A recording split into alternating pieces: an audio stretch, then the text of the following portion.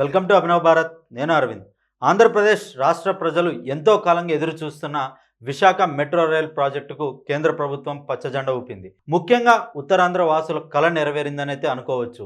విశాఖ ప్రజలు ఎంతో కాలంగా ఎదురు చూస్తున్న విశాఖపట్నం మెట్రో రైల్ ప్రాజెక్టుకు కేంద్రం సూత్రప్రాయంగా అంగీకారం తెలిపింది. ఇదే ఈ సందర్భంగా ఢిల్లీకి పర్యటనకు వెళ్ళినటువంటి సీఎం చంద్రబాబుకు ఈ మేరకు ఈ సానుకూల స్పందన లభించడం గమనార్హం. విజయవాడ విశాఖ మెట్రో రైల్ ప్రాజెక్టుకు ఏపీ ప్రభుత్వం ప్రతిపాదనలు పంపగా విశాఖ మెట్రో రైల్ ప్రాజెక్టుకు గ్రీన్ సిగ్నల్ లభించింది. అయితే దీంతో త్వరలోనే మెట్రో రైల్ ప్రాజెక్టుకు పనులు ప్రారంభం కానున్నట్లుగా తెలుస్తుంది. ఢిల్లీకి చేరుకున్నటువంటి సీఎం చంద్రబాబు పలువురు కేంద్ర మంత్రులతో అయితే సమావేశమయ్యారు. ఈ క్రమంలోనే కేంద్ర గృహ పట్టణ వ్యవహారాల శాఖ మంత్రి మనోహర్ లాల్ ఖట్టర్ ఈయనతో ఒక భేటీ అయ్యారు. ఆయన భేటీలో భాగంగా విశాఖ మెట్రో ప్రాజెక్టుకు అనుమతి ఇస్తున్నట్లు ఖట్టర్ స్వయంగా చంద్రబాబుకు తెలిపినట్లు సమాచారం. ఈ నిర్ణయంతో విశాఖ మెట్రో ఏర్పాటులో కీలక ముందడుగు పడినట్లయితే కనిపిస్తూ ఉంది.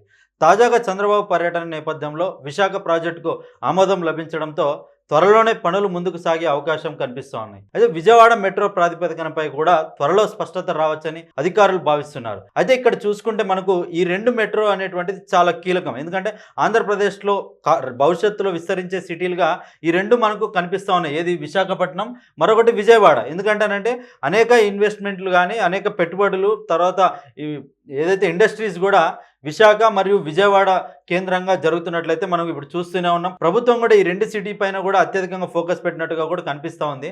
అయితే ఇక్కడ ఎప్పుడైతే ఒక సిటీ ఏర్పడుతుందో అక్కడ ట్రాఫిక్ కానీ పొల్యూషన్ సమస్యలు ఎక్కువగా ఏర్పడే ఛాన్సెస్ ఉంటాయి. కాబట్టి అలాంటి ప్రదేశాల్లో ఇలాంటి మెట్రో ప్రాజెక్టులు వస్తే గాన ప్రజలకు పొల్యూషన్ కానీ ట్రాఫిక్ సమస్యల నుంచి కొంచెం విరామం చెందినట్లయితే కనిపిస్తూ ఉంటుంది. ఎందుకంటే మనం ఇప్పటికే అభివృద్ధి చెందినటువంటి సిటీస్ చూస్తూనే ఉన్నాం. హైదరాబాద్, బెంగళూరు, చెన్నై.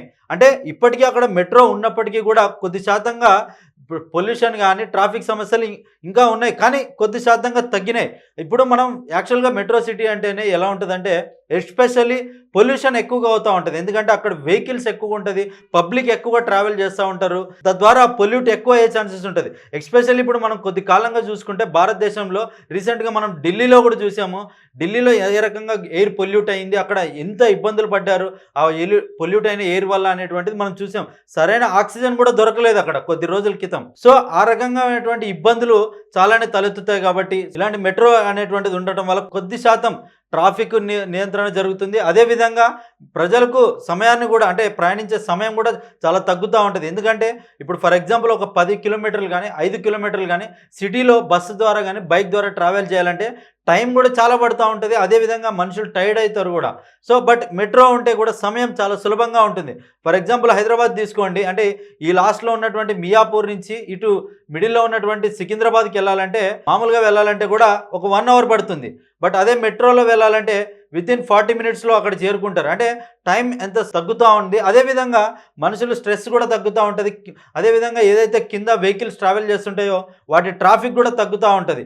సో తద్వారా మెట్రో ప్రాజెక్ట్ అనేటువంటిది ఆంధ్రప్రదేశ్ ప్రజలకు మరియు ఎస్పెషల్లీ విశాఖ ప్రజలకు కూడా ఒక గుడ్ న్యూస్ అనేది చెప్తున్నారు. అంటే ఇది ఎంతో దశాబ్దాల కళ అనమాట. ఎందుకంటే ఆంధ్రప్రదేశ్ విభజన జరిగిన తర్వాత నుంచే వైజాగ్కు మెట్రో వస్తుందని చెప్పేసి అందరూ ఆశించారు. ఎందుకంటే విభజన జరిగిన తర్వాత ఆంధ్రప్రదేశ్లో ఏదైనా పెద్ద సిటీ అంటూ ఉంది అంటే అది విశాఖపట్నం అనే చెప్పుకోవచ్చు. ఎందుకంటే అక్కడ పోర్ట్ కానీ ఎయిర్పోర్ట్ కానీ ఇలాంటి అన్నిటి సౌకర్యాలు అవైలబుల్ ఉన్నటువంటి సిటీ ఏదైనా ఉంది అంటే విభజన తర్వాత ఆంధ్రప్రదేశ్కు విశాఖ అనుకోవచ్చు. సో అప్పటి నుంచి కూడా విశాఖ ప్రజలు ఇక్కడికి మెట్రో వస్తుందని చెప్పేసి కూడా చాలా కలలు కన్నారు. బట్ రాజకీయ స్థిరత్వం లేకనో లేకుంటే ఇతర కారణాల వల్లనో అది ఇప్పటికీ ఆలస్యమైంది. బట్ ఏదేమైనప్పటికీ ఇప్పటికైనా కూడా ఒక అడుగు అయితే ముందు పడిందని అయితే అనుకోవచ్చు.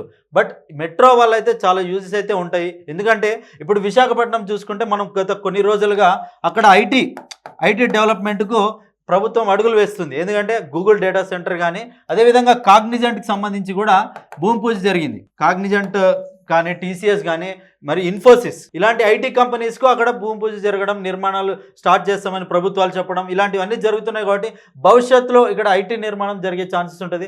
ఎస్పెషల్లీ ఐటీ వాళ్ళకి టైం ఎంత ఇంపార్టెంటో అదేవిధంగా దూర ప్రాంతాల నుంచి ప్రయాణం చేస్తూ ఉంటారు. వాళ్ళకేనే కాదు, లోకల్లో స్టీల్ ప్లాంట్కి ప్రయాణం చేయాలన్నా ఇతర ప్రాంతాలకు ప్రయాణం చేయాలన్నా కూడా వైజాగ్ చాలా ఇంపార్టెంట్. అక్కడ మెట్రో రావడం చాలామంది ప్రజలకు మరియు ఉద్యోగం చేసుకునేటువంటి వాళ్ళకు ఈ మెట్రో చాలా ఉపయోగకరంగా మారుతుంది. అదేవిధంగా ఆ సిటీలో ఉన్నటువంటి ప్రజలకు పొల్యూషన్ బారి నుంచి కొంత శాతం తగ్గించినట్టుగా కూడా కనిపిస్తూ ఉంటుంది. ఎందుకంటే మెట్రో ఉన్నప్పుడు ఏమవుతుందంటే ప్రజలు ఎక్కువ శాతం మెట్రోపై ప్రయాణిస్తారు. ఇక్కడ ఏమవుతుందో ఆటోమేటిక్గా కొంత పొల్యూషన్ కూడా తగ్గే ఛాన్సెస్ ఉంటుంది. వాళ్ళు సులభతరంగా వాళ్ళ గమ్యాలకు చేరుకునే ఛాన్సెస్ కూడా ఎక్కువ ఉంటాయి. అయితే ఈ యొక్క మెట్రో నిర్మాణం ఎక్కడెక్కడి నుంచి ఎక్కడెక్కడి వరకు ప్రయాణించవచ్చు అని చూసుకుంటే, మొదటిగా స్టీల్ ప్లాంట్ నుండి Kommadi via Gajuwaka, NAD junction, RTC complex ఈ ప్రాంతాల వైపుగా అయితే ఈ ప్రాజెక్ట్ నిర్మాణం జరిగే ఛాన్సెస్ ఉన్నాయి. మొత్తంగా చూసుకుంటే సుమారు 20 పైన స్టేషన్స్ అయితే సుమారు 20+ స్టేషన్స్ అయితే నిర్మాణం జరిగే ఛాన్సెస్ ఉన్నాయి. సో ఇది మొత్తం నెట్వర్క్ వచ్చేసి 76 కిలోమీటర్లు. ఈ ప్రాజెక్ట్ యొక్క మొత్తం కిలోమీటర్లు 76 కిలోమీటర్లుగా ఉన్నట్టుగా అయితే తెలుస్తుంది. మొదటి దశలో 46 కిలోమీటర్లలో ఈ నిర్మాణానికి ప్రాధాన్యత ఇస్తున్నట్లు ప్రభుత్వ వర్గాల్లో చర్చలు జరుగుతున్నాయి. అదే ఇది ఫస్ట్ దశలో స్టీల్ ప్లాంట్ కొమ్మడి ఇది సుమారు 34.4 కిలోమీటర్ల పొడవైన ప్రధాన మార్గంగా ఉండబోతుంది. సో ఇది గాజువాక, ఎన్ఏడి జంక్షన్, గురుద్వారా మీదుగా అయితే ఇది సాగుతుంది.